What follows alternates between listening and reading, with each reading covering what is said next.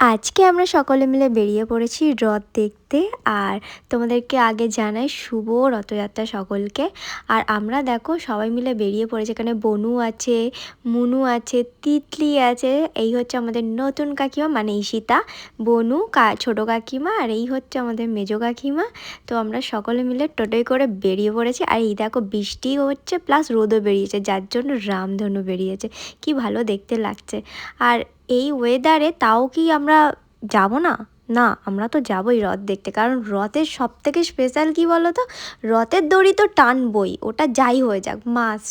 তারপর এই যে এত ধরনের গাছ, যেগুলো মানে আমার সত্যি, যারা গাছ এত ভালোবাসে তারা জানে যে গাছের একটা ছোট গাছ তাদেরকে কেউ যদি গিফটও করে, তাদের কাছে ওই জিনিসটা কতটা মূল্যবান। তো সেরকমই আমারও কাছে। তাই এই পার্টটাতে তোমাদেরকে তো পুরোটা দেখাতে পারলাম না, তো পরের পার্টে দেখাবো আমরা কি কি করলাম।